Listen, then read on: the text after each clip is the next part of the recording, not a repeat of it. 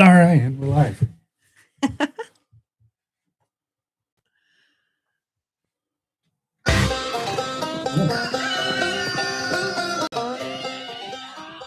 Didn't expect that to be that loud.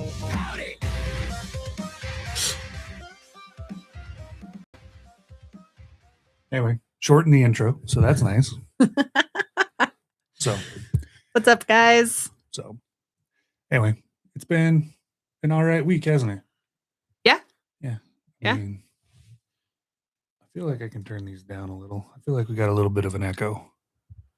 Oh, I don't know. Oh, I can hear it in my headset, but anyway, yeah, it's been a pretty good week. So we've I don't know, we haven't really done a whole lot, I guess, but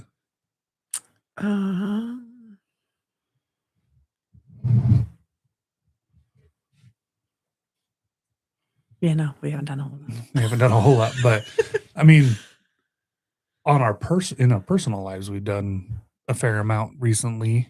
I guess it doesn't really need to be talked about on the podcast, but yeah, no, I don't think that needs to be talked about on here. But anyway, it's all been good. So we've been working hard towards some goals, and we're getting to that point now where getting very close to that point. Those goals there's a light at the end of this tunnel. So we're finally seeing where we need to head and what we need to do. Mm-hmm. And at this point, it's almost passive. It's almost just happening. Mm-hmm. So that's nice. It's nice to be to that point now where we can pretty much just let our previous work do the work. Yeah. So I guess there is some good news though. So we've had this discussion just a couple days ago that we wanted to do a different podcast as well. Yes. And so we are going to be doing another podcast. Mm-hmm. This one's going to be about cryptids. Mm-hmm. And so because that brings me up to 3 podcasts personally. Yeah. And the possibility of bringing back So You Think You Can Dad. So that would make 4 podcasts for me because I've got all this equipment and I don't want to let it go to waste. And it's not necessarily going to waste with this podcast. I just feel like I could do so much more with what I've got.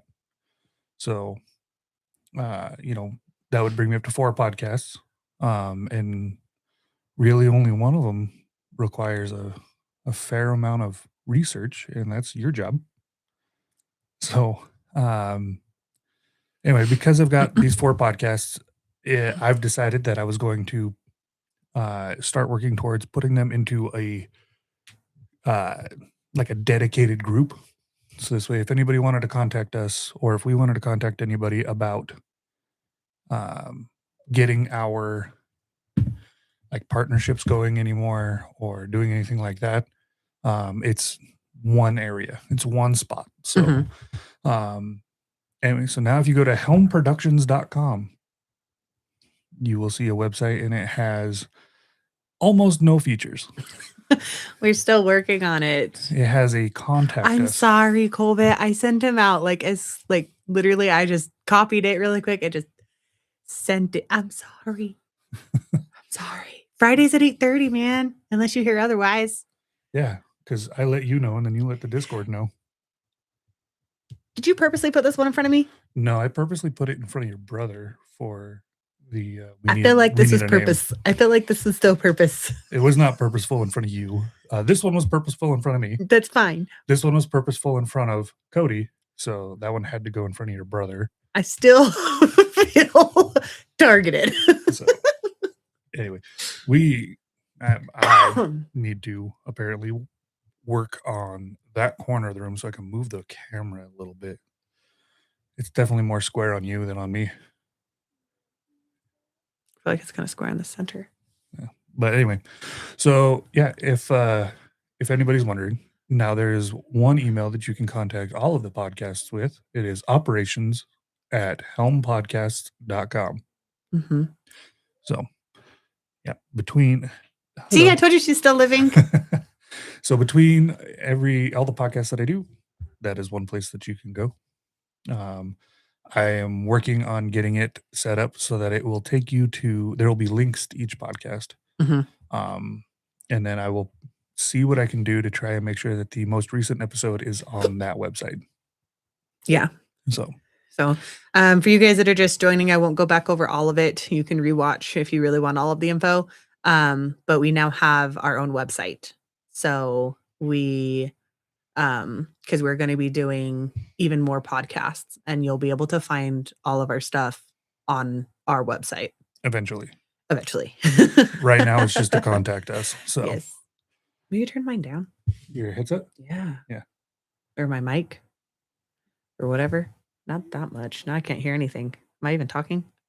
That better? Yes. Thank Okay. you. Okay. I'm leaving a complaint on your website. That's fine. It just goes straight to my email. I was like, go for it. Okay. Yeah. But anyway, so that's the exciting news that's been going on. Mm-hmm. I keep looking around because I never came back in and actually looked at everything after you hung up all the new decor we went and got. And so like I'm just like looking at it through the camera and I'm like, oh wait, what the hell's that one? Like, yeah. I mean, it's nice that it's nice that you can actually see that fishing knowledge. I was worried it was going to be too low, but looks like you can see it on camera. yeah, Alright. I think it'll be okay. Oh, we didn't turn these lights on, but it'll be okay today. Oh no. Yeah, all three of those lights didn't get turned on. What's up, Fatal? I'm working on it. So, and then also I had a meeting with Squatch Juice on Wednesday.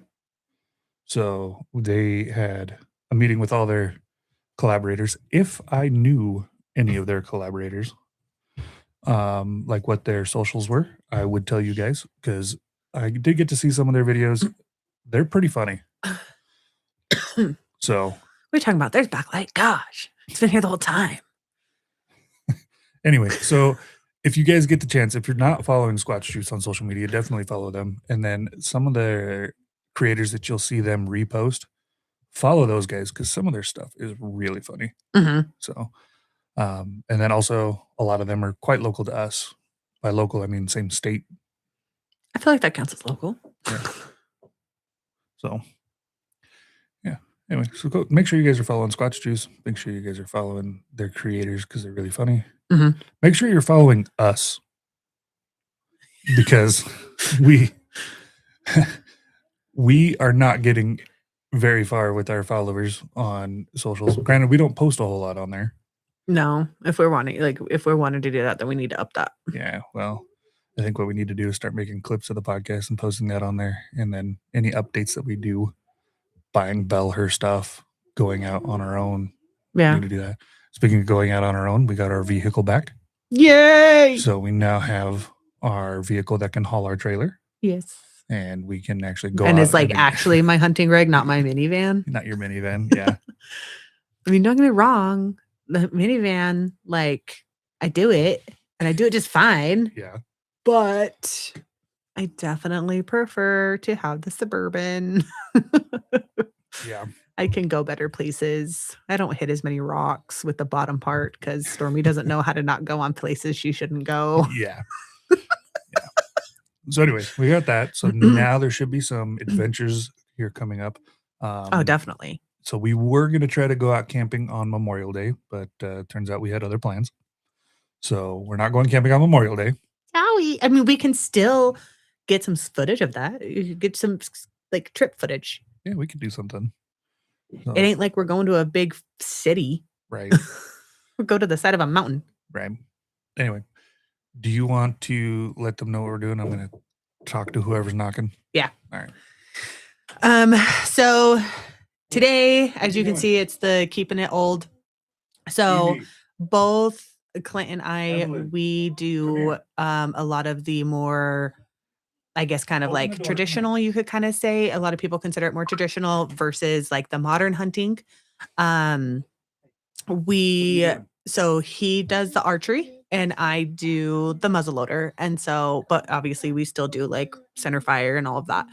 So we were just kind of going to talk about how we like the differences that we have with doing our traditional hunting versus doing our more centerfire modern hunting and the different things that we have to have with us in order to make that traditional hunting actual like possible. Cause at least for um like a muzzleloader, how I do the muzzleloader hunting, like there's a lot I have to have with me for muzzleloader hunting.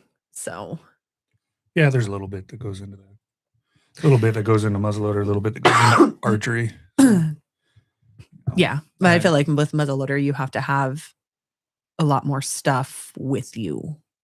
I don't know if it's necessarily that you have to have more stuff with you. As far as the weapons go, I mean, there's differences, but I feel like it's about the same amount of stuff. But after you harvest the animal, it's same. Well, yeah. Right.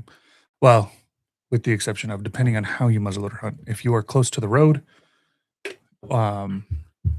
then it's not a big deal because you don't need a pack frame. But it's not very often. She's going to die. Anyway, it's not very often though you get to go archery hunting and you're close to the road.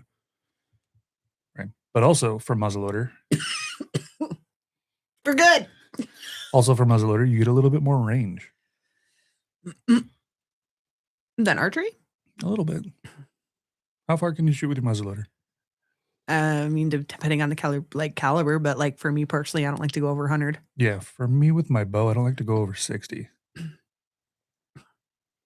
Okay. So you got a little bit more range with the muzzleloader. A little bit. I don't like to go to 100. I'm My not- comfort is 40 to 60. Yeah, and my comfort with a bow is 20, Beep. pretty much. Stand on there for me. But I mean, with the muzzleloader, yeah, you got to carry your quick loads, right? Yeah. Well, you have your possibles bag. Right. You have your possibles bag. With your bow, it's all on the bow. Well, that's what I'm saying. Like when I'm saying you have to carry more, it's like that you have to physically carry more. Oh, okay. I see what you're saying. So that's what I'm saying. Okay. Where with archery, you don't have so much on you. And I will say the reload on a bow could be a little bit faster. A little bit. To reload on a bow, this is my possibles bag. Like I said, I do the archery. My papa got it for me. It's beautiful. Actually, he made it. Anyways, so yeah, the reload. Cole, but you could totally do archery or muzzleloader. It's really not though. So like, say you do your you shoot your muzzleloader. So you whip out your possibles bag and you have your quick loads. Now, me personally, I prefer to have 3 quick loads ready. And this is literally how I'll have everything. I'll go to my ear to try and see if I can hear it. You're wearing earmuffs. Shake it next to the mic so we can hear. Yeah, it's there you go. Yeah. So it literally has everything that you need. So in one end, and it even is like labeled, which you can't see that from here, but like, so this end is your powder. Please don't click that with your nail again. That was awful. Sorry. I didn't mean to. So this is your powder. On this end is your patch and your ball. And then there's a little tiny like lid right here that holds your cap. Well, there's one on each end, depending on what size of cap you're using. Yeah. So I only have a 50. So it hits in the little one. Well, you use a number 11 cap. Yeah. Right. My muzzleloader uses musket caps. So it would go on the other end. Big one. Yeah. Your muzzleloader is a pain though. My muzzleloader is terrible. So I will let you guys know that when it comes to a muzzleloader, make sure that you guys are buying quality. Don't go for the cheap ones necessarily. So I bought one of those like $200 inline muzzleloaders. It's awful. So it will not fire majority of the time because the cap can't throw the spark far enough in. So you have to drill out your breech plug. Yeah. So don't cheap out on that. Honestly, inlines were supposed to be this new awesome thing because oh my God, will you do that away from me? I'm trying. There, that's it. Okay. So inlines were supposed to be this awesome thing to make it so that they're more reliable. There's less chances of it, your spark not hitting your powder or less hang fires. Mhm. And in reality, I'm having a lot more issues with the spark ever reaching the powder. Yeah, we And had a it's not lot. because it's dirty, like, No. it's clean, it's because it sucks. Yeah, no, we had a lot of problems when Yeah. we went on So a muzzleloader hunt with yours. so it's definitely worth spending the money to get a good one. Mhm. And then it's also worth noting that I will say that it is definitely like, you feel better shooting a traditional. Mhm. Like, it feels more, I don't know, like you're Mountain man. yeah. I mean, you're going for muzzleloader. I mean, I go for muzzleloader because it lengthens my season. Mhm. Like, that was the idea, but, Right. that's not the case anymore. But, with or it improves your odds, one or the other. Mhm. But, um, my thing is when I'm shooting a traditional, like, I feel like I'm keeping the spirit alive, Mhm. right? It's kinda like with my bow. I don't the last 2 times I went archery hunting, I didn't take my recurve. Right. I didn't take my compound, I took my recurve. So, it's because, like, it just feels better. But don't get me wrong, if I were to go archery hunting right now, definitely taking my compound. So, but I've had 2 shoulder injuries since then. Yeah. So, oh Yeah.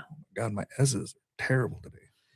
But yeah, no. Out of all of my hunts that I have ever done that I do all of that, muzzleloader still stays as my absolute favorite, Right. especially with muzzleloader hunting with with antelope. Mhm. Like, because those things when they go, it looks like it looks like they're wearing rollerblades. Like Yeah. They just take off. you don't see their feet. No. They're just flying across.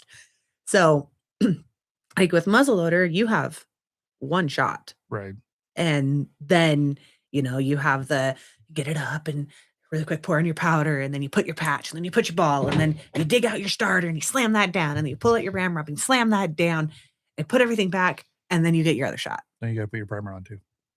Oh, yes. And hopefully your last primer isn't stuck on the nipple. Yeah. Or slowly burning a hole into your arm. Yeah. I mean, things happen, but so, But I mean, with the number 11 caps, you're a little bit more likely to have them get stuck than with the muzzleloader caps because muzzleloader caps have little ears or mhm. flanges, so they're a little easier to pull off. But the number 11s, Yeah, no, they're they're just straight like press on. straight, yeah, just boop. But I mean, they hold on really well. Yeah. And so you don't really have to worry about as like after you put your cap on, like, because I mean, it has happened. There's been times where, you sit there and you're like, okay, you're going to go for your shot, pull it up, and you go to pull back your hammer. There's not a shiny little thingy there anymore. And you're like, because it's not going to go without that. Right. But in Idaho, it is required to have your primer exposed to the elements. Yes. So the other thing you got to worry about is it raining? Is it snowing? Yeah, because also, like, if your powder gets wet or, like, it's super easy to get your nipple clogged, Mhm. which that's where you also with muzzleloader, like, you have your pulseless bag, but then you have your black powder box, Right. which I was gonna show my black powder box, but it's currently buried. I mean, I have So mine, but it doesn't have near the stuff yours does. no. But so you have your black powder box, and with your black powder box, that's where if you do have, like, a hang fire or your nipple gets clogged or if for whatever reason, all of a sudden your gun is just ridiculously dirty because muzzleloaders do get dirtier faster. Yeah, it's the black powder in them. Mhm. Yeah. And so And you're why shooting like straight lead. It's not coated. You can't have coated browns in Idaho either. right. Um, and so although they did change that. Well, now you can have a lead alloy, but it can't be coated. It used to have to be straight lead. I could have sworn when I was reading the regs, like, just a couple weeks ago. No, it can be a lead alloy, but it can't Mm. be, like, it can't be copper jacketed. It can't be a sable round. I knew it couldn't be that. Yeah. Yeah. So it can be a lead alloy. Yeah. So, but my balls are stuck. Anyway, you can have a lead alloy because it was so hard to He get doesn't straight like lead. ASMR. He's awful about it. He gets so angry about it. It's his misophonia. But, Yeah. Idaho has a lot of rules You get, with which you guys muzzleloaders. can kind of see, but you get this little lead ball and you have a little point on them. And so when you're putting it on, you put that on first, and it perfectly lines up with your starter, which I made that one, didn't I? Papa made this one. You sure? 100%. Oh, that's right. I made you one with the actual end of an antler. Yeah. It's in either your box. It's in your bag. Is it in my bag? Oh, Yeah. okay. So I have an antler that we drilled a hole into that we stuck a stick in, and then we put, what 38 caliber was special. this? 38 special. Yeah, we put a 38 special on it, and that's my starter. Mhm. But so you have kind of like your flattened end, and that's what you line your ball up with, and then you literally just smack the crap out of it until this is flush in your gun, and then at that point you're able to use your ramrod. But so with the traditional muzzleloader, right? If you in the heat of the moment you forget to put your powder in or whatever, Mhm. right? All of a sudden, you have no way to get that out, Nope. which is why that box is also important, because in your box Mhm. there is a brass ramrod so that it doesn't break, and it has several different attachments, and one of them is a screw. Mhm. Right. So what you do is you actually stick that ramrod in, and then you hit it into the ball, and then you can twist it in, and then you have to yank it out. Mhm. Right. Now, ideally, the projectile can only be 1/10 of an inch difference from your barrel diameter. Mhm. Right. So once you get it past the patch, as long as the patch isn't coming out with it, it should ease up. But a lot of times the patch is coming out with it. Usually, yeah. Right. Because when you put your patch on and you're putting it down, your patch kind of like closes Right. around the ball. Right. But then you have muzzleloaders like mine where I can't put a 50 caliber muzzleloader ball in there. Nope. Cannot be a round ball. It will not fit. Well, and you can't put a patch. I can't put a patch in it. Mm-mm. Right. Well, I can put the ball in without the patch. Yeah. But I bought the thinnest patches you can get. Mm-hmm. And they did. Oh, that needs lubed. Those are dry as hell. But for mine, that's why I shoot conical bullets. Mm-hmm. Right. Because they fit in my muzzleloader better. Right. I can actually get them in. Right. Right. But no patch. Mm-hmm. And yeah, because every time you try to put a patch in, it would either get stuck or it wouldn't fire. We had to take yours apart several times. And it wasn't because of the patch that it wouldn't fire. It's because of the breech plug on mine that it wouldn't fire. Had nothing to do with the patch. It was clogging. No, the spark wasn't getting through the nipple. Oh. My breech plug's like 1.5 inches, 2 inches long. Nice, that's fair. So it's ridiculous. But if anything happens in my gun where it doesn't fire, powder gets wet, whatever, I can take that breech plug out, and because it breaks, so I can actually reach the breech plug, and then I can use the ramrod and push everything out, which I've had to do. Yeah, where with mine, I literally if it gets to the point where I can't pull it out, I have to completely disassemble my gun. Yeah. So, and at that point, it's hunt over because it's going to take you. It takes you a while. It takes you a while to take it apart, get it cleaned out. Yep. Because then you got to clean it because it's going to leave behind residue. So then you have to clean everything and then put it all back together. Make sure it's all straightened. And anybody who's ever taken a stock off of a rifle knows you're supposed to sight it back in after that. Yeah, but you don't really have to sight in a muzzleloader. No, but you have to know where it's shooting. It's not really like that can get messed up. It can. But barely. But like my sights don't move. No, mine do. Mine come off. Mine do not. Yeah, we found out mine come off while we were on the hill. Yeah, that was a bad time to find that out. I'm telling you, do not buy the CVA Wolf. Go to pull up and you're out like, look at it. Where? Yeah. There's nothing. Where the hell is your sight? I don't know. I don't know. It was in the trunk of your car. Yeah. We found it after because at that point you were so pissed. You were like, I'm done.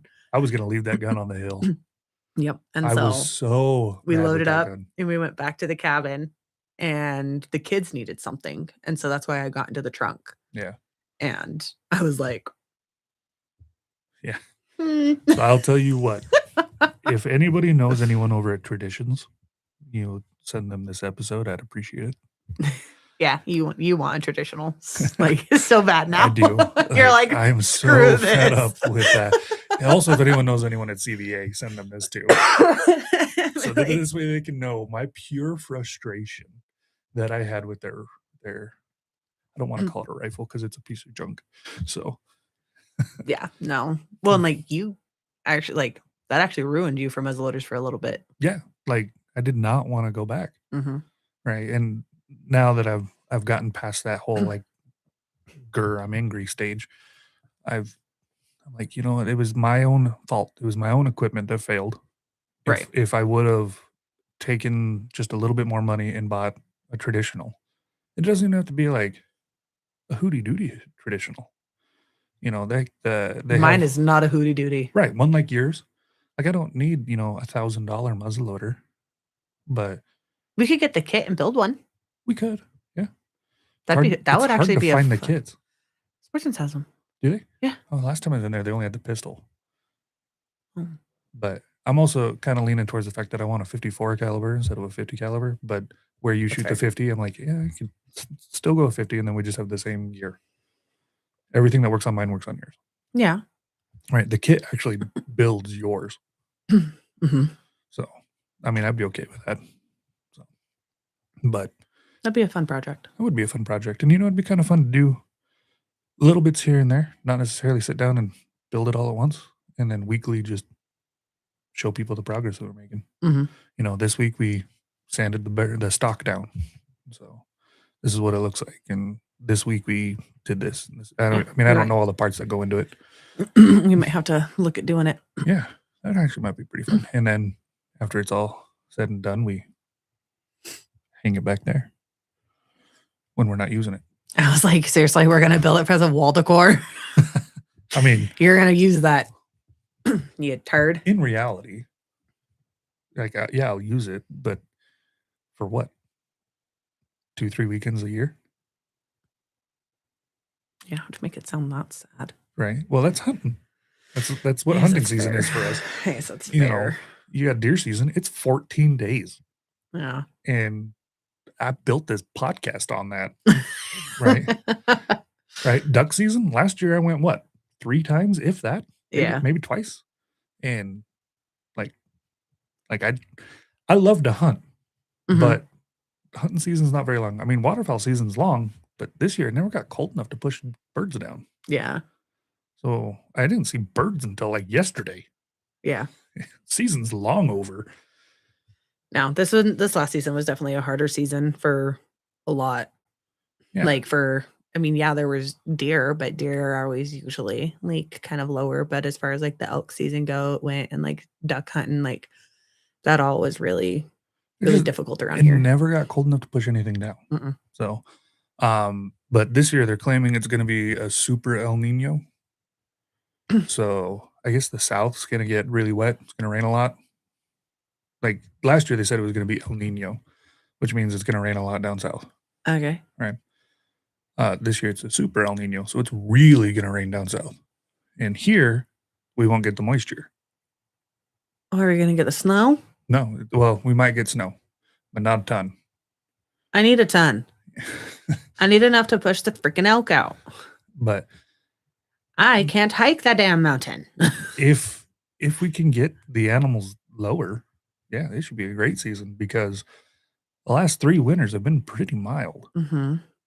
And it definitely showed this last fall. It definitely showed. Oh, yeah. Right. There was a lot more bucks and a huge success rate this last year. Yeah. So next year, with how light the winter was, maybe things will be, pretty easy as well. Mm-hmm. Which is why I'm like, okay, do I want to try and work my shoulder back up, get my bow back in working shape, and see what I can do to get archery hunting this year? Or do I want to save that for next year?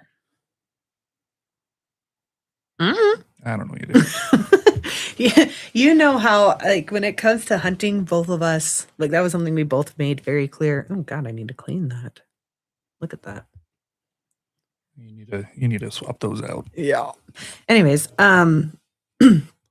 we made it very early on, like, for both of us, like, how important hunting was for us. Yeah, there was. And it is very much, there's not this like, oh, well, you can't do this hunt because I'm doing this, or you can't do this because I'm like, or I want this to, like, no, like, when it's hunting season, you want to go hunting, go.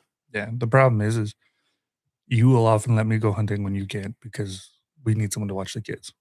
Mhm. So, um, and there's a lot of times you'll take the kids out with you, Yeah. but where you don't get too far from the car, right? That works out better for you. It's harder for me to get up on the hill with the kids. Yeah. So, yeah, my hunting style definitely does not cater towards children. No. No, but this year, I mean, I've had to adjust my hunting style a lot because, like, when I didn't always just sit in the car. I know. Like, I would drive around, I'd find my spot, and I'd go up, I'd go, and then you walk back. But yeah, with the kids, I'm not gonna leave them in the car for that long because you're like, when you do that, you're gone for a few hours. Yeah. Well, And I mean, with my knee now yeah. too, and my hip, like, I physically can't Right. go on those, like, really steep ones. If it stayed level ground the whole time, maybe like a little incline, a little bit, I could probably do it. It's more so getting you at that point, it's just getting you into cover or Mhm, past cover into another clearing, mhm. right? Which, I mean, there's spots that we know of that you can do that too. Oh, yeah. But, um, but no. So as far as like muzzleloader goes, though, like I know you love to hunt your antelope with muzzleloader, Yes. right? And so I'd love to see you try and draw on that muzzleloader antelope tag this year. Yeah, my goal this year, I wanna put in for antelope, Yep. and I wanna do an elk hunt. Yeah, and I want to do an elk hunt too. So that is my hunting goal for this year. Yeah. I'm just So trying to decide on if I wanna do that muzzleloader elk hunt and have both of my hunts be muzzleloader hunts, or if I wanna do the center fire elk hunt. I haven't I decided. mean, if you do that muzzleloader hunt, there is a brief period where don't they Mm. still have the cow tag Mhm. for like a week? Yeah, well, the one muzzleloader hunt is a, cow or a spike. Yeah, unless you draw on the same hunt. That's the hunt. That's No, the draw hunt. if you draw, it's either sex. I thought the draw hunt was the cow or spike. No, the draw was the either sex. Oh. It was the over the counter that was cow or spike. So, but if you get the over the counter tag, then it had a cow tag during deer season. Mhm. So, but if you just draw, then it's either sex. Which, I mean, that's the first year we were together. That's the tag I had. Mhm. So, We but heard the elk. yeah. But then for archery, I mean, yeah, you still I mean, you still have to get a fair amount of gear though, Yeah. right? And you you've experienced it when I forget some of my gear. Which You don't remember? It was our first or second year we were together. I had an archery permit. I was gonna go elk hunting, or I was going deer hunting. I forgot my release, Oh, that's right. right? So you still got to pack your release, and that's got to be on your wrist all times while you're hunting, while you're Mhm. actively hunting. It's got to be on your wrist, right? You know, you've got your quiver, which is attached to your bow, which then has your arrows and its broadheads, Mhm. and then obviously, like your bow has to be in good working condition. Right. It's not quite as easy to, you know, make it so it's unfireable like a muzzleloader, Mhm.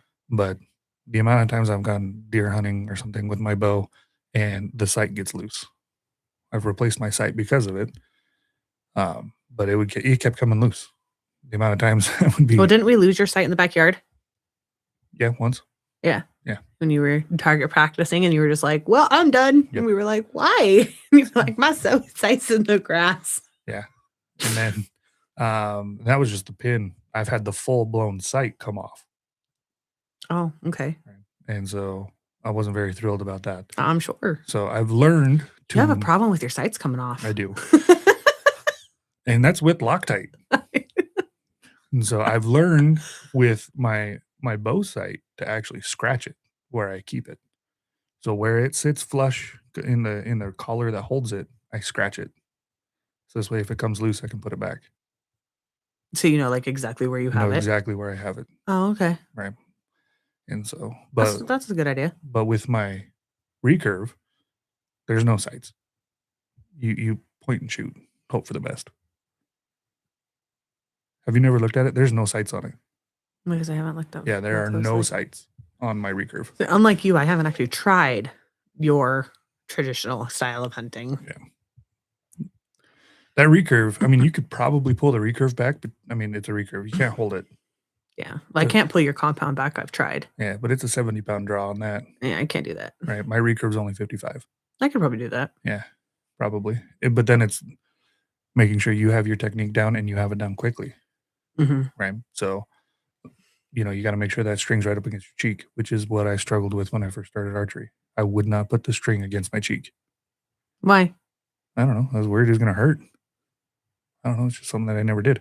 Just give it a little kiss. Just a little slap slap.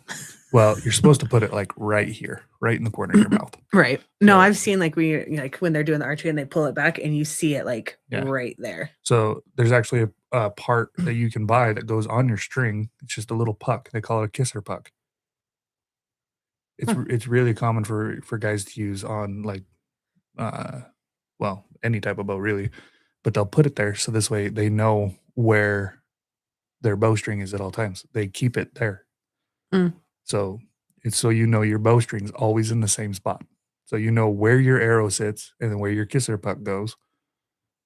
And then because it just sits right in the corner of your mouth. And then you can shoot. Okay. Right. Keeps you a little more accurate. So, but with the recurve, you also don't use a release. It's all on your fingers. And Right. yeah. But the compound, I mean, there's definitely a lot of benefits to that. Idaho, within the last about 5 years, finally loosened up on its rules. Mm. So, because it used to be, no expanding broadheads, no illuminated nocks, no illuminated sights. There was a lot of things that you just could not do. Now you can do illuminated nocks and expanding broadheads, but there's a few other things that I'm like, I don't know if like that's a legal gray area. So like what? So there's a company out of Rexburg called Pro Tracker. Okay. Right. So Idaho has always kind of been like a no electronics on your bow. Right. Right. Well, Pro Tracker is a GPS that sticks in the deer. Yeah. So you put it on your arrow. Right. And then when you shoot, it's a barbed piece and it sticks in their hide. Okay. And then when they run off, then you have your beacon or your locator, and that's a beacon, and it just sends to your locator where to go. Yeah, it's to track your deer after you shoot it. Oh, I understand that, but I get how you're like, that's kind of like Yeah, it's kind of a legal gray area. It's like, I don't know how I feel about that. Well, I mean, on one hand, it's like, okay, that'd be really nice. Yeah. Like there's been times where I have had to hike hills and all of that to try and find my game. Right. But at the other time, like, I don't know. I feel like that takes away part of the challenge. But also because like, I guess maybe you just need to learn to hit better. I don't know. Well, let's say you shoot an elk, right? It's not very often you shoot an elk with a bow and it just drops. Right. Right. Also, whenever you shoot an elk and it runs, especially with a bow, you got to give it time. Don't you have to give it time with any animal that you shoot? You should, but definitely with elk because they're so resilient. They will just take off. You'll get close to them and they'll just take off again. I'll say you're like that's the same thing with muzzleloader if you shoot them like and when you hit them like because that was one of the problems that I ended up having with cheese, hence why his name is Cheese, because that turned them into Swiss cheese. Right. Is for everybody listening. The reason that I turned them into Swiss cheese is I ended up stuck to the back. That's disgusting. I ended up having to shoot this antelope 7 times. No, it is not because I did terrible shots. They were all perfectly good kill shots. He had so much adrenaline in him. And the reason why he kept getting these boosts of adrenaline is because when you, like with muzzleloader hunt, you shoot them. And like with antelope, at least, because antelope's the only thing I've shot with my muzzleloader. But you shoot them and you see them run and then you can see the blood and everything and you wait and you watch them and they don't go far. They stay within eyesight and they bed down. And after they bed down, then you just sit back and you just watch them bed down and you wait. Well, with Cheese, a farmer that was in the field next to us started up his tractor. So Cheese got up, ran off. Yeah. So then I had to follow him because obviously if he just beds down somewhere, Right. I'm not going to find him. Yeah. So I had to go out and follow him, and then I kept spooking him. Right. And he just kept getting more and more and more adrenaline dumped into him. Mhm. So, But like, yeah, so it's the same concept. mhm, Give them the chance to bleed out. mhm. Um, Even though, and also a part of me hates that I mean, I get it, just but because I am very like, I don't want them to suffer. That's not right, my goal. right. But it's like that, like Spud, when I shot Spud, Right. right? So I shot Spud, and I've this is the only big game animal I've ever shot with a shotgun. Right. Right. Have very little experience with slugs. Mhm. Right. The first slug went right over his back. Just totally missed. The next slug, because I kind of saw where that one went, I tried to correct. I didn't correct enough, and I shot him in the spine. Right. Right. So Spud went down. I was able to get up to him, but he was still alive when I got there. Mhm. Right. Now, the antlers weren't awesome on Spud, but No. they were something. Mhm. So I shot him in the neck to finish him off, Right. which did. Yeah. And then, you know, but I didn't want to slit his throat because I still felt like that was a little inhumane. I had a better Oh, option. I don't know. I've never had problems with slitting the throat. Like I remember with one of my deer, I had done a low belly shot. I had missed gate because she was kind of like downhill from me, and I aimed way too far down low. Mm, And so, yeah, I hit her in the belly, and luckily, somehow, I avoided all the guts. Woot woot.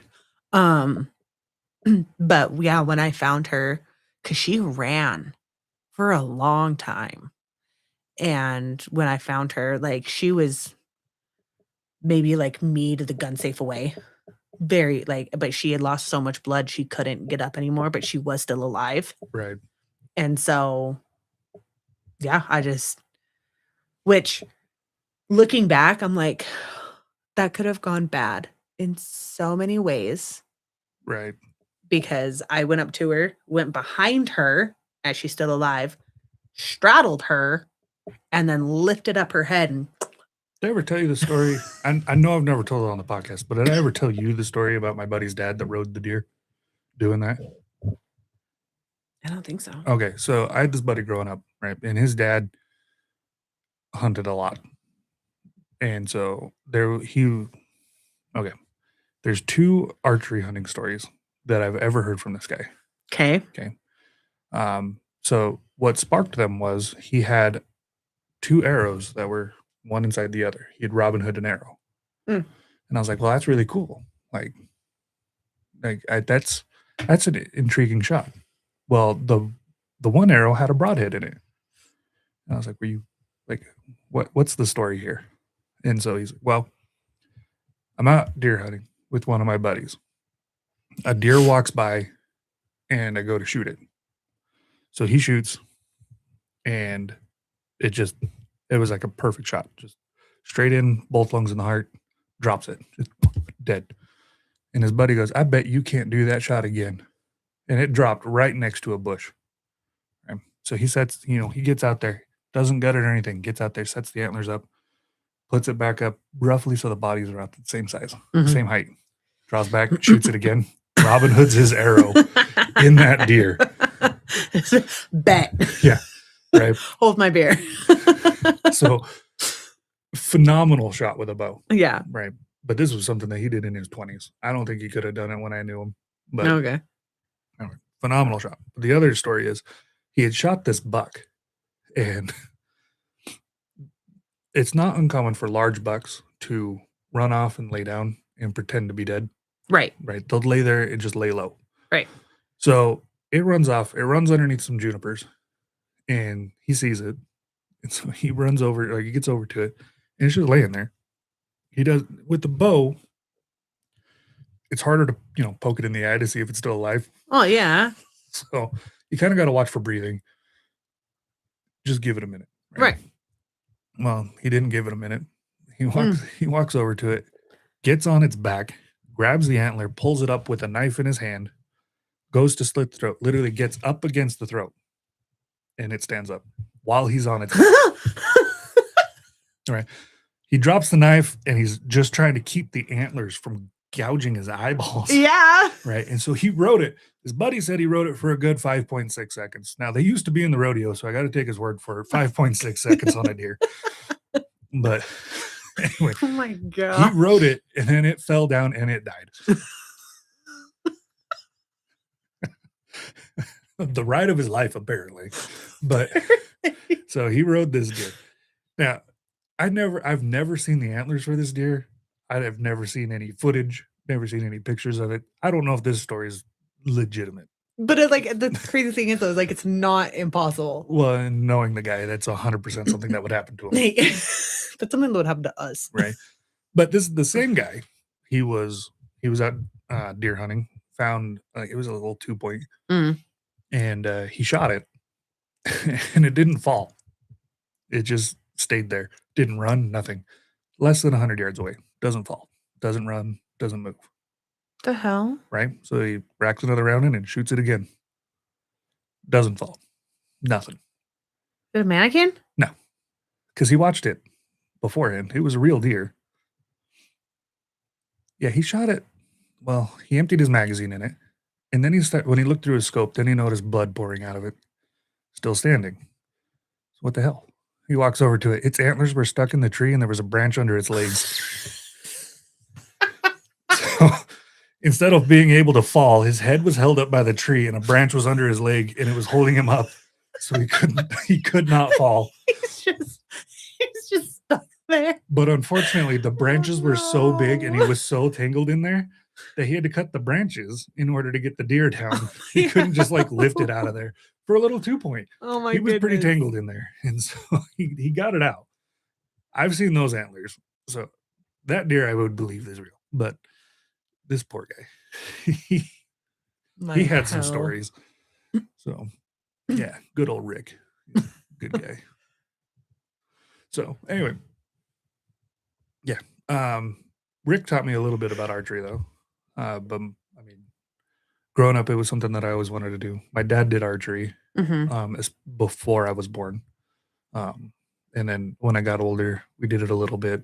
But my dad was in the military, and so he had a few, like his health started to decline from military stuff. And so it made it harder for him to get out and hike. So the archery kind of faded. So, and then I don't have a ton of experience with archery with my dad. The biggest archery story I have is not necessarily a pleasant one. So my dad took a week off of work. Okay. So did I. So did his buddy. We all took time off of work. Right before we go, the guy my dad works with says, like, he's like, "Oh yeah, I got this," even though he had really bad knees, and so it was hard for him to stand because his knees would hurt. Anyway, so we go archery hunting, set up camp and everything. The first morning we head out, and it is raining like a cow pissing on a flat rock. I mean, it's just coming down. All right. That phrase right there is how you know your country's hell. But okay. Anyway, so we see one doe, and at the time you could shoot either sex. Right. I'm in the back seat, so I get last call apparently. My dad's buddy, we see the doe, and it's like right next to the road. And my dad's like, "Get out and shoot it." And he's talking to his buddy, and he's like, "Wrong animal, don't have a tag," because we were out there looking for elk. He's like, "Wrong species, wrong gender, wrong everything." And my dad's like, "You don't have a deer tag?" He's like, "No, we were elk hunting."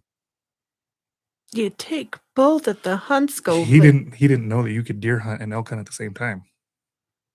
And then he thought that for archery, it was buck or doe, or but for the most part, buck only.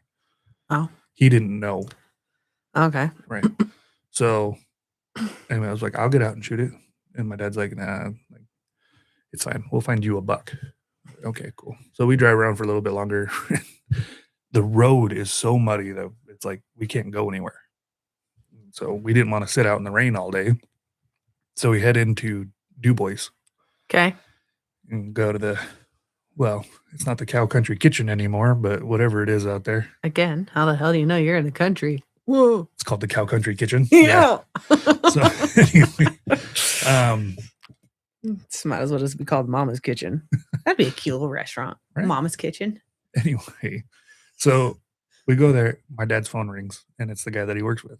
And so my dad answers, and he goes, "You shouldn't have picked up." That's what the guy told him. You shouldn't have picked up. He's like, "My knees can't handle it. I can't be here anymore. I need you to come in." But if my dad wouldn't have picked up, my dad already had the time off approved. He didn't have to answer the phone. So we went back, packed up camp, headed home. Damn. Yep. So not a great archery experience for me, for like the biggest archery hunt I've ever had with my dad. Yeah. But I did end up going back by myself. That's when if you go back to the Close Encounters episode, that's where I ran into the moose. Oh. Same year. And see, I have like muzzleloader with my family, as you know, is That's everything. yeah, like that's what we do. Right. And that's how it's been for generations. I mean, Nana and Papa, Busha and Grandpa Chuck, like they all I was gonna say, as far back as your family as I've met, yeah. they all muzzleloader hunt, and that's what they look forward to. That's what they did. You know, if they were gonna get rid of a season, it was other than archery, it was gonna be rifle. They were gonna, make everything muzzleloader. And your family was also very much like no inlines, keep it traditional. Yeah. Right. And I'm fine if somebody wants to use an inline, just not the piece of junk I've got. Right. But like Idaho's got so many rules, it's about the only way you know that you're being legal is by using a traditional. But like Montana, they just got a muzzleloader only season not that long ago, like a statewide season. And for them, it has to be traditional. You can't use an inline for their muzzleloader season in Montana. Yeah. I mean, it's definitely easier to use a traditional here because, like you said, there are so many rules when it comes to it that a lot of the inlines that are carried here, like if buying them right off of the shelf, they're not legal. You're going to have to do modifications on them in order to make them legal. Right. Well, and like my boss, so he wanted to do a muzzleloader. He wanted to buy a muzzleloader. So he sent me the muzzleloader he was going to buy. Right. So first of all, I had a scope. Can't have a scope in Idaho. Nope. Has to be open sights. Yep. Right. Second of all, it didn't have the primer exposed to the elements. It was actually the way this one loaded. You loaded powder pellets, so they were like little pucks, into a casing, and then you use the 209 primer. So you can't use 209 primers. You can't use puck powder. Nope. You can't use a casing. Nope. Right. All of this illegal. And then it shot a sable round. Nope. Can't shoot sable rounds in Idaho. Everything about this gun was illegal. Yeah. And so he sends me this text and he sends me the picture, and I'm like, that's a really cool muzzleloader. And you can use it for short range weapon. That gun you can use for short range weapon. Yeah.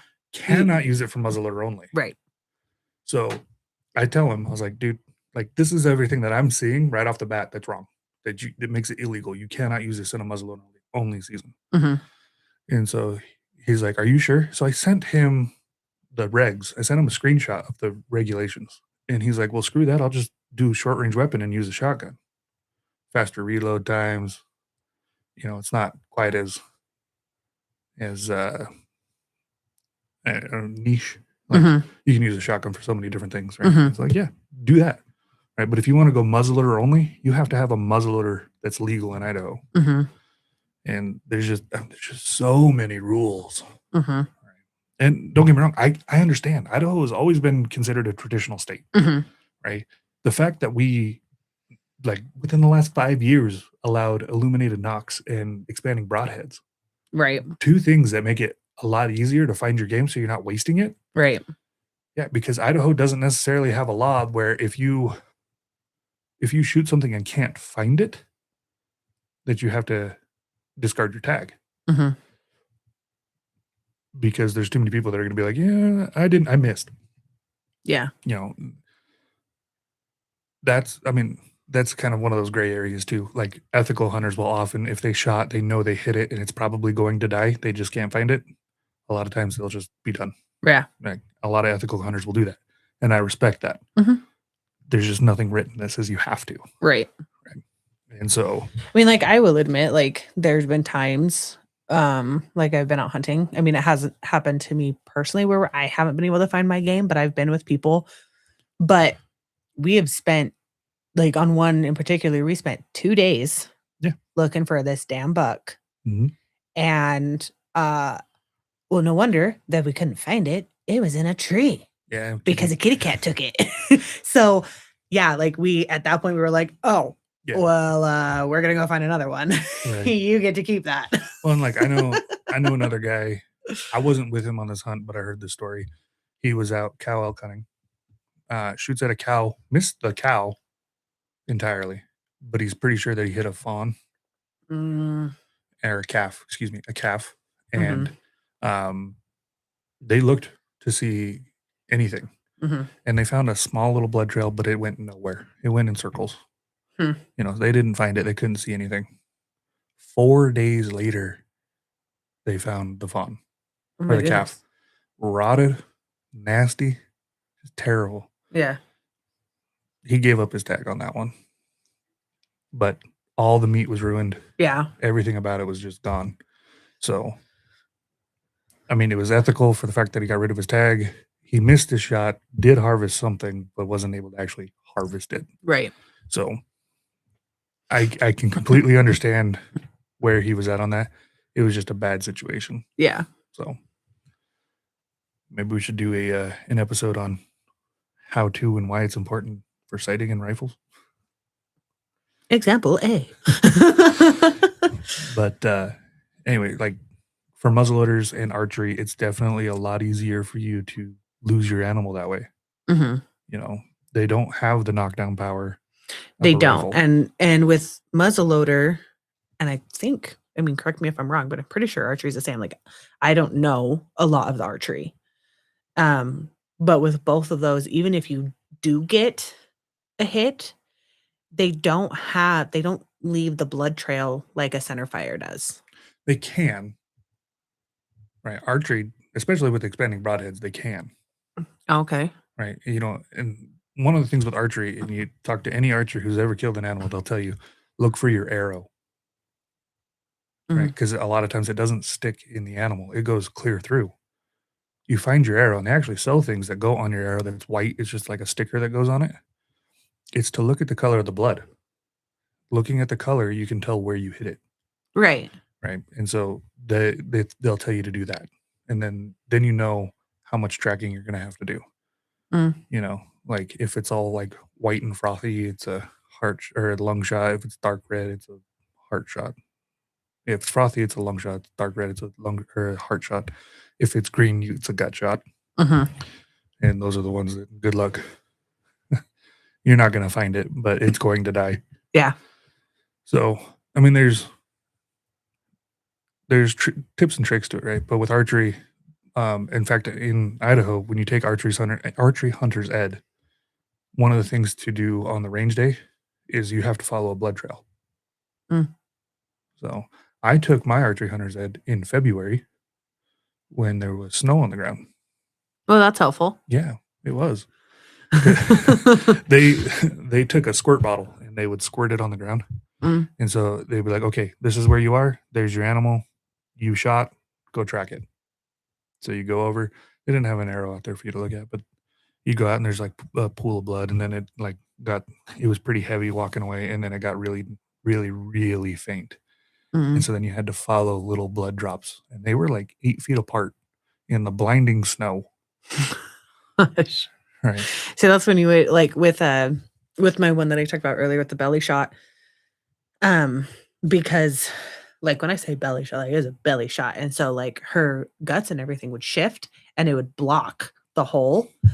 And so there would be like feet before they would shift again and I just get another droplet. And so thank God I had my grandparents with me because what we would do is we would go find one and then either me or Papa would stand at where our last confirmed one was, while the other went and walked Yeah. until we found it, and then we'd notify and be like, "Hey," and then that person would come up, go find, and that's how we Yep, that's how you leapfrogged into finding to find this damn doe. Yeah, which that's pretty common for people to do. Yeah. You know, if you have somebody you can do that with, it's not a bad idea. Another trick that I've seen is the marker tape. Yeah. They'll put the marking tape where it was, and then they go on to the next spot and try and find that. Put a little piece of marking tape there, which that's helpful in a lot of ways because you should know from where you were how to get back to your vehicle. Yes. But from where the animal goes, it's a lot harder to find your way back. Yeah. Right. So because you never know too, like animals. I mean, normally when you shoot an animal and you, especially if it's going to be a kill shot, it like they don't like to go uphill. They'll usually try and go downhill. Every now and then, like again, the belly shot one I have or had, she went uphill and then she would go down and then she'd go up and then she'd go down and then she went like parallel and then she went up and then she went over. Like she went all over. So we were like all over the place up there. Our saving grace is that where she went down, there was another road that she crossed. Yeah. And so we had Nana, like, because we hunt there since before, I don't know, Jesus was born. We know the area. So we got on the walkie-talkie and it was like, "Hey, Nana, this is where we are. Please come up this road." And so we were able to, like, man, if Nana wasn't with us in the vehicle. Right. Well, yes, we would have been able to get back, but. Well, it's like one of the spots that we were hunting this last fall, me and my dad, there's a spot there where if you were to shoot an animal. Yeah. You have two options. Either you drag it up a steep hill, which it's a bowl, basically. We were sitting kind of on the uphill side of the bowl. And so it was either drag it up a steep hill, which depending on where it was would determine where you popped out. You either pop back out where you were sitting, you pop back out on the main road. Well, main road, it's not even. Right. It's a dirt patch, basically. But it is a road. It's just not a great road. And it's steep. Oh, man, it's steep. But then the other option is you drag it all the way down to the main road. Right? Which that's a long drag. Yeah. But depending on where it ran, that might be your better option. Right. Right. Or you're quartering it out and figuring out how to walk it parallel to get to a road. Yeah. But depending on what you're shooting, it's worth the risk. Yeah. You know. There's an idea for another episode. How to get an animal out without keeping it whole if you don't want to keep it whole. That's an episode you should learn for yourself. It's an episode your dad should listen to.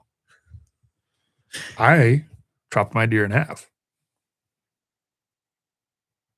And how much of it was covered in mud? A little bit, but don't worry about that. A little bit. A little bit. The whole damn thing. But I don't haul out elk whole if I don't have to. But the meat stays clean, don't it? You also didn't skin it. But the meat stays clean, don't it?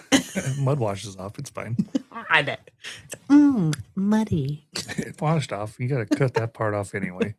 It was all dried out on the edges. Hey, it's better to skin it and make sure the meat's good. Bless you. What was? Oh, it's your phone. I was like, what was that? I forgot to silence my phone. No. But anyway.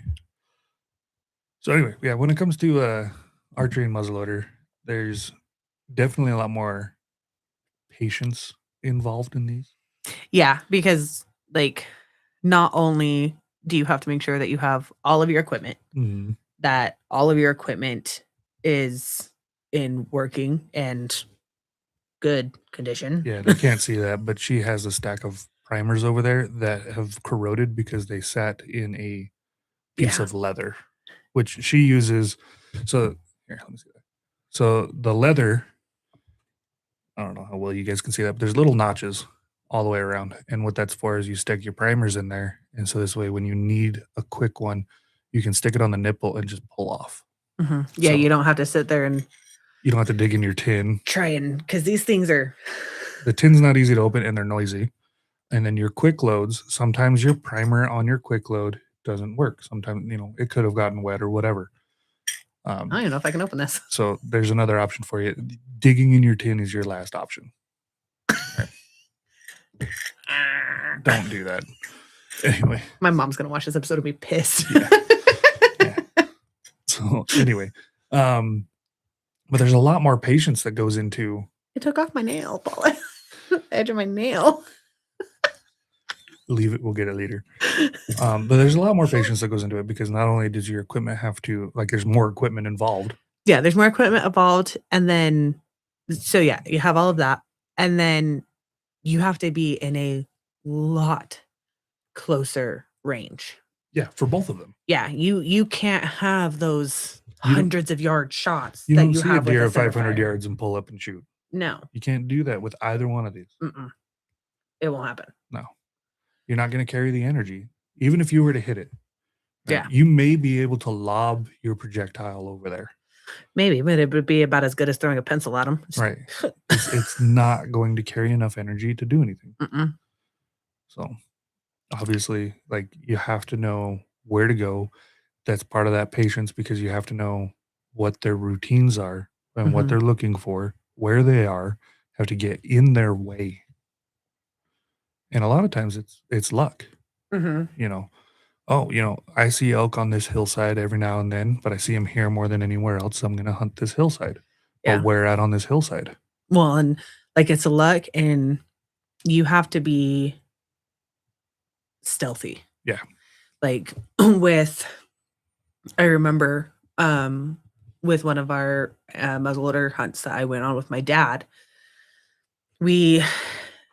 one of us had our antelope. I can't remember if it was me or Gagey who had our antelope.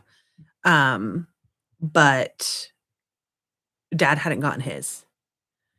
And so we had loaded up and we were moving to a different area. Well, as we were moving, dad spotted a group of antelope, but they were literally out in the open. There was no coverage. And when I say no coverage, like nothing. But I mean, we're in the middle of freaking desert. Nothing. So my dad got oh my gosh, I just had the not commode. Oh my gosh, that's gonna bug me. I just had the word. Not ghillie suit. It's like a blanket with a hood. Yeah, that thingy. What's the word for that thingy? I don't remember. Komodo. Kimono. Anyways, he had that thing. And he put that on and like completely like hunched himself over so he looked like way smaller than he was. And he would just walk out and he just would slowly keep walking. And then, oh my goodness, guys. Hold on. And keep then telling your story. He'd slowly keep walking. What's up? And finally, like, he was able to get close enough that once he got within that range, he was able to stand a full height and take that shot. And so, and that's, I mean, also with one of my antelope that we have upstairs, I had to belly crawl through the sagebrush. Granted, I accidentally belly crawled into the literal middle of the herd, but I belly crawled to get to where he was. Well, and then one of the first years that we were together, I went muzzleloader hunting with your family. And I was with your uncle, and we saw a herd of elk on the side of the hill, and we couldn't go past them because the trees were past them, so we couldn't go past them and then come back without spooking them. Right. So we had to stop where we were, and there was two little ridges in between us. So we walked over those two little ridges, crouched, but we walked over them. And then as we were coming up over the last little ridge that would be like getting us to them, when we peeked up over that, they were running. So something had spooked them. It was probably me somehow, but something spooked them. And so, like, yeah, it's definitely stealthy. Yeah. Right? And then with archery, it's very similar, but it's a lot harder to draw a bow sitting on your belly than it is to shoot a muzzleloader. Oh, yeah. Right. And so that's why for a lot of times with archery, it's sitting, like, you're either sitting and waiting or you're trying to call them in. Or you get the spot and stock, you spot them, see where they are, try and get ahead of them a little bit and then wait for them to cross you. Mhm. And that's definitely not easy because a lot of times you'll spot them and they're thousands of yards away, Right. and 1,000 yards as the crow flies.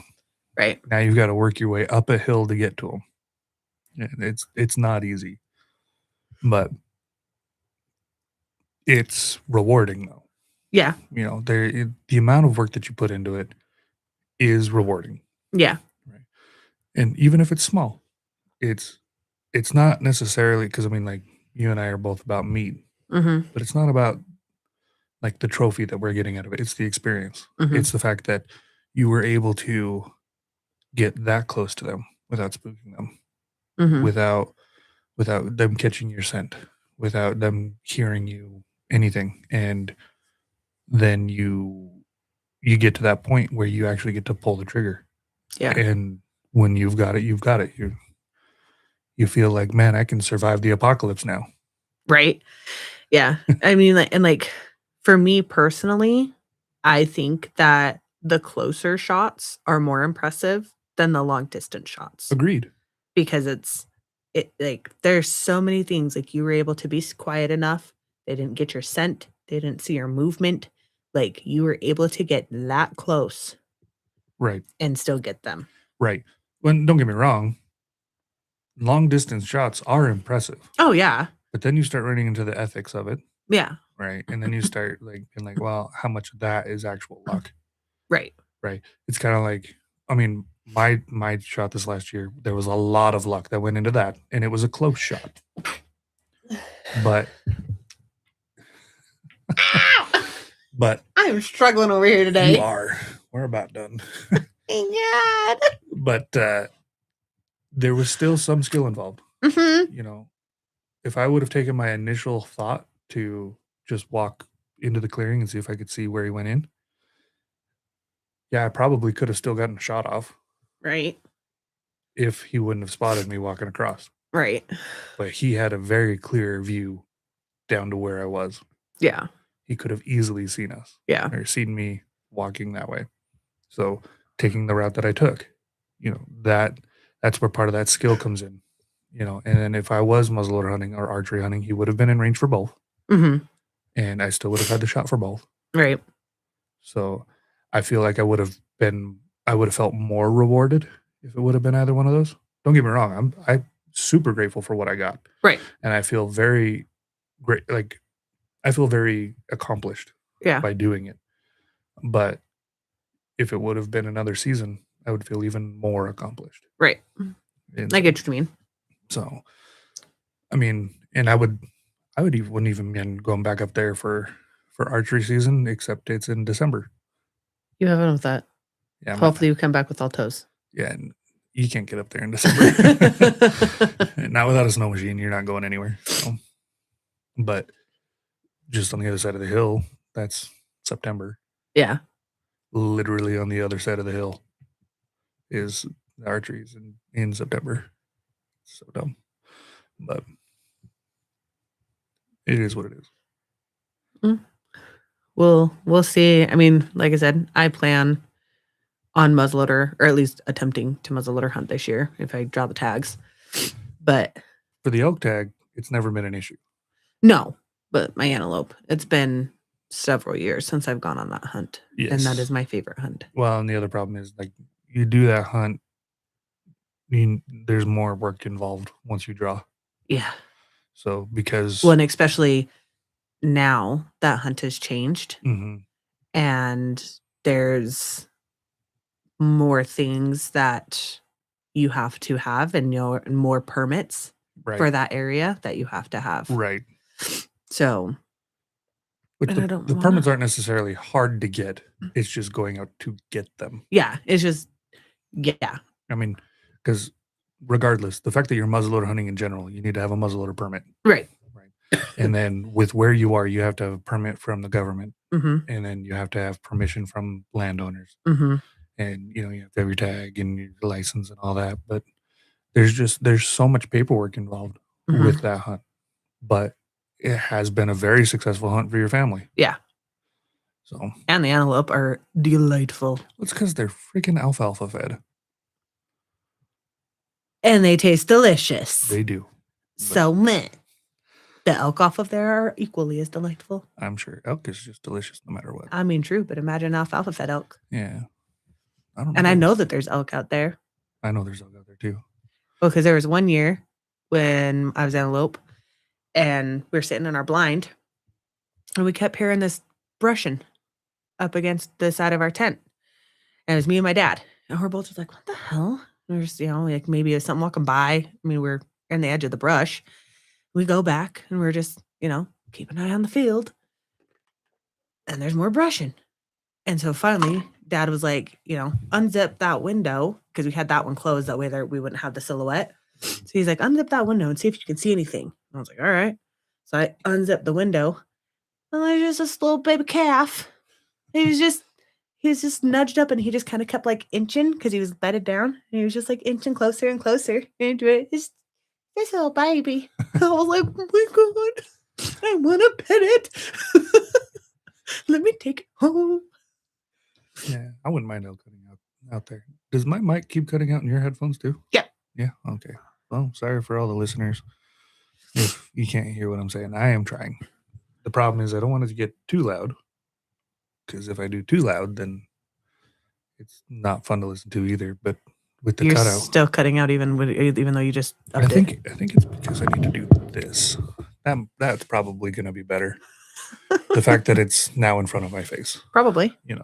That's the problem with these mics is they're very directional. Yes. Yeah, they help a lot with cutting out other noises. Granted, they do still pick up other noises, just not as much. Yeah. So, yeah, and then I would like to get new mic stands because I feel like these are low. And it can go up a little bit more, but it falls. Well, that's not helpful.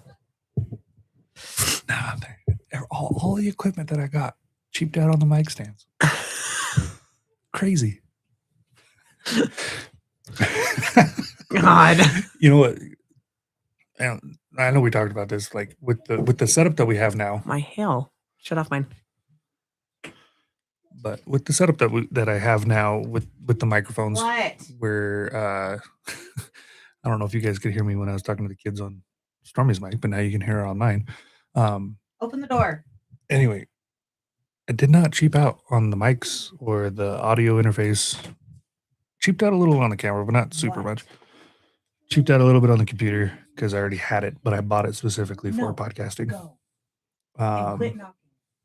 But yeah, anyway, when I bought the mics and the audio interface and everything, it came with the stands and the headphones and all of that. The headphones are actually really nice. Unmute me. The headphones are really nice. I do enjoy the headphones. Yeah, I enjoy the headphones. The mics are really nice. They're heavy as hell. They are heavy, but I'm pretty sure 2 of these outweigh Finley. But these are like in the top 10 for professional podcasts. We're professional. I don't know about that. I need to turn your mic down. God damn. Anyway. My voice just travels, okay? It doesn't matter what volume you have me at. If mine's off, you pick me up on yours. This is true. Okay? I'm a shout talker. Leave me alone. But no, so we got all this good equipment, but it was a bundle with all the audio equipment. And then this is the stand they gave me. The other option, because there was like 3 bundles that I could have gotten, right? The other option had the boom arms that come out, which immediately after this was delivered, I was like, oh man, I probably should have gotten the boom arms. You've already been looking at boom arms. I have been, but it was so much more money. But quit. Okay. Anyway, but it was so much more money for those boom arms, and now I know why. Is because they're like $200 a piece to hold these heavy mics up. So angry. But then ASMR is the thing, babe. Not on this podcast. It's not. But there was another bundle that had 2 boom arms and 2 stands, and I probably should have done that bundle because the stands that it came with were not these stands. They had a really wide base, and then they were telescopic. Yeah, probably. Yeah. Because I know in the past, like you brought up the boom arms, and I've been like, I don't know. But like, I like to sit like this and be comfy. Yeah. And I mean, yeah, I'm still picked up, but I sound far away. You do. Yeah. Where if I had a boom arm, like, boom mic, I don't know where you're going to put it over there. boom mic. They don't mount to the wall. They clamp to the table. Oh, that's fine. Brings it to my face. It would have to go on the corner. Why do you keep ruining my plans? Never get anything I want. I should have done the boom arms, but it's okay. I'm pretty sure nobody's actually listening to us. No, I'm pretty sure all of our listeners are like, oh yeah, background noise. So let's see if we have a sound effect for background noise.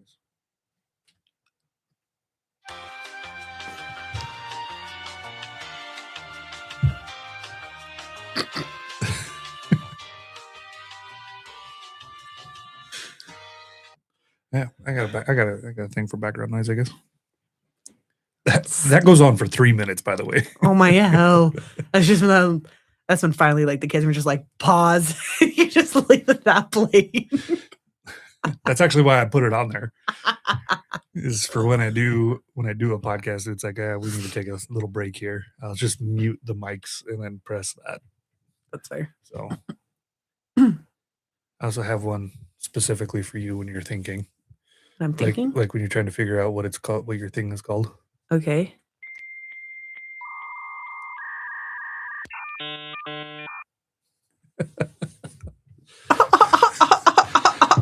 Oh, I'm funny. I am funny. That was hilarious. But anyway. See, this is how I know that nobody's on here, because at least definitely Colbert would have commented and been like, that's so funny. Oh my God. Or something. Yeah, no. If you say so. Or maybe there's just like a huge lag all of a sudden. I don't really think we're lagging. I'm pretty sure they're just we're just background noise for them. You know what's funny is we got this internet so that we could actually do the podcast and actually stream it. The idea was to hook as few items up to it as possible, and everything that we've hooked up since has been that internet. I even switched the main TV upstairs to it. What did you do that for? So that somebody could stream her baseball game, and then it turns out we didn't even need to do that. Why did I cut out there? Oh, you had to fix it for your other wife. Yeah. Nah, we're playing games. Sorry. Oh, game night. We're not even invited. We're never invited to game night because we do our stuff on Fridays. We might actually, not a guarantee, but we might be looking at adjusting sometimes. Yeah. The only reason we do it so late is because of the kids. Well, yeah, no, we'll still be doing it late, just on a different day. It'll be the day, but yeah. I don't know. That kind of depends on the boys from WNAN. I don't think that's a problem. No? No. Well, one or two of us don't want to move days. One of us does. Two of us don't. We'll talk about it after. Okay. We'll talk about it. I'm so glad that my plans for my podcast are changing without me being involved. They haven't changed. Just unfortunately, D&D for a group is on Saturdays. Why don't we get invited for D&D? I like D&D. Makes things hard on Saturdays. I mean, I would need to make it's a person. Friday. I would need to make a person. But I like D&D. Also, yeah. I want to play D&D so freaking bad. This is a great podcast to put on the background for D&D. So is WNAN. I'm going to be at Colbert's house from now on Saturdays. You know what, though? Honestly, Colbert's house acoustics are fantastic. So, like, if I could get him to be like, yeah, dude, you come over here every Friday night and do a podcast, and every Saturday night and do a podcast, and every Tuesday night to do a podcast. We're not doing any on weekends. I'm not doing any on weekends. This is for, so you think you can dad. Why? I told you no more weekend nights. Well, there's things I want to do on the weekends. Yeah, so you think you can dad is probably going to be a weekday thing. It's going to be a short update on things. And then. Okay, deal. WNAN. Yeah, I guess we're going to talk about that one. Yeah. Yeah, so glad the plans changed with that. No plans have actually changing. Quit being like that. They're making me angry. What doesn't make you angry? Well, I guess it just makes me angry that I'm the only one that put in effort, and then they're the ones that make the plans. Nobody has made any plans. This is literally something I was going to talk to you about. You're getting angry over nothing that has even happened. Well, okay. I guess the other thing that makes me angry is it's been 2 months because I cannot get them to do it. Well, that's different. I should have bought the duo, not the 4-person podcast thing, so I could just be like, no, sorry, guys. You guys don't want to. Make you want to kick a fat kid in Kmart. Hey, we can't say that on here. Why? Because that's not our podcast. It's a saying that everybody says. All right. Well, all right. We'll call it. Yes. So, thank you guys for showing up. That's with the traditionals. Yes. Keeping it old schooled. Old school. Sorry, my tongue clicked, so it sounded like a D. Old school. It's like trying to do. I got it, dude. That's a So You Think You Can Dad episode. So, anyway, thank you guys for showing up. I really do appreciate it. Sorry, my mic kept cutting out, but it wasn't cutting out like a lot. So it cut out a lot for me. Oh no, you weren't cutting out like. Oh, it was like every sentence for me it cut out. Oh no. Okay. So anyway, thank you guys for showing up. I really do appreciate all of you guys' support. If you guys really want to support us, buy some Squatch Juice, use code HELM10, get 10% off. Yes. Oh, we should probably talk about that. Buy the juice. Buy the juice. So I told you guys earlier in the episode that I had a meeting with Squatch Juice. There is a competition going on right now. Actually, it starts on Monday. Okay. So on Monday, start buying the juice. Starting on Monday for the next 3 months, there's a competition between the ambassadors or the partners. Mm-hmm. Right. So there's not a ton of partners, but there are a few. Right. And so I need your guys' help. Spread the word. Spread the word. And I'll tell you what, because the winner of the competition does get a little prize that does contain Squatch Juice. If we win, we'll share. If we win, we will share the Squatch Juice. There should be a water bottle involved for every winner, I believe. Yeah. If there's a water bottle, if we win, you'll get the water bottle and then some Squatch Juice. Yeah. Right. The water bottle is actually like a water bottle. A water bottle. It's not one of these. It's like a Nalgene. Yeah. Right. So definitely get on there starting Monday. I only have 3 months and I need to have a lot of orders. By a lot, I mean like at least 8 times as many as I did last time just to take third. So if you haven't purchased it, now Monday's the time. And it doesn't matter on the amount. So even if they just did like the sampler packs. No, it does have to be higher than the sampler pack. Oh. So you do have to actually buy a package. Oh, okay. Okay. But you guys can set yourselves up pretty good. You can buy a package of one and then do a different order with a package of another and then buy yourself a shirt. Buy yourself something good. But they do have to be actual orders. Yeah. Right. And then it's enhanced focus, not the energy and focus, which is what we carry, which is what we have. Mm-hmm. And then there's the hydration. Right. Then there's the enhanced focus. The enhanced focus only comes in pina colada. Right. It's the only flavor for it. It should be back in stock. We might need to order some of that. You might need to order some of that. Okay, yes. I want to try it. So it might be back in stock. So if it's not back in stock on Monday, it should be soon. So get you guys some of that. Hear my dog whining? I can hear your dog whining. Get you guys some of that enhanced focus. Get yourself some energy and focus. The energy and focus, I got to tell you, it really does change how you function. I was one of those guys that did energy drinks all the time, and I could start to feel it there at the end where you feel that crash coming? Well, you can feel the crash, but I'm talking like towards the end of the time I was drinking it. I mean, I got to say my anxiety was worse on energy drinks. Oh, yeah. Like it was a lot worse, right? I got to say that my ADHD was worse on energy drinks. And yeah, but like, hold on, I am shocked. But with the energy and focus, I don't have that problem. My anxiety is way lower than it was. Mm-hmm. It's something worth looking into. Also, it doesn't have all the nasty chemicals in it. Right. Right. Now, we may not be all natural. No. We're not hippies. No. But as much natural as we can get, we're all for. Yeah. So you guys should hop on that natural train. Start eating natural meat. Hunt. Get that organic meat yourself. Yep. Right. Start drinking all natural ingredients. Get some squash juice. Also, there may be another all natural product coming onto the podcast here soon. I don't think I've heard back from them. I didn't either, but I'll reach out to them. There's a phone number. Okay. So, anyway, so thank you guys so much for showing up. We lost everybody there, so except for a couple of you. All right. Those are the people that we really are in the background for. Right. So, thank you guys. We'll see you guys next week.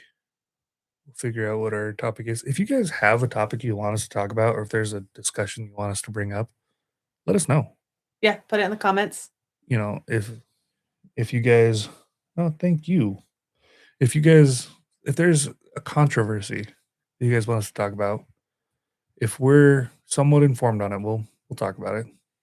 Or if there's a cryptid that you guys want us to or want me to research, and we'll talk about on the other one. Yes. I guess we didn't tell them what that podcast was. We just told them it was going to be cryptids. Sitting with Sasquatch. Watch out for it next week. Yes. They won't be live, and they will be audio only, and I think we're going to put it on Patreon and Spotify. Yeah. So we'll put it on Spotify, see how many other places we can get it onto, and then we're going to build a Patreon, and we're going to put it on there. So obviously our first episode is going to be Sasquatch. Yeah, obviously, sitting with Sasquatch. Of course, it's going to be Sasquatch. And then we're probably going to do, I don't know, we were talking about the Kraken after that, but we'll see. We'll see. Yeah. But Sasquatch next week. Check it out. So, sitting with Sasquatch. We need a name. Who the hell knows? And then, So You Think You Can Dad, that is already on Spotify. There's some old episodes on there. Bringing it back.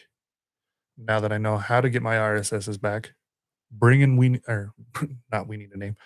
Bring in So You Think You Can Dad back. So. And that's just him. That's just me. And it's all about being a dad. So things that I'm dealing with currently as a dad. It'll be talking about work and home life balances. What's going on with the kids. Yeah, funny experiences with the kids. It's just a short podcast about what's going on with the kids. Eventually, I will have the kids on there. But that's going to be when I can trust them to actually talk. What are you talking about? Put Belle on here. Yeah, Belle's the only one right now that I could trust to be on here. That would be a funny episode. But, I could put Evie on here, but she's so quiet. She is. And she would have to well, she's got to be up like I do. But yeah. And then, the other two, not a chance. You wouldn't be able to understand either one of them. No. And I couldn't get them to sit in that chair long enough for a 10-minute episode. No. So, anyway, have a good night, guys. We appreciate everything. As always, guys, aim slow and shoot fast.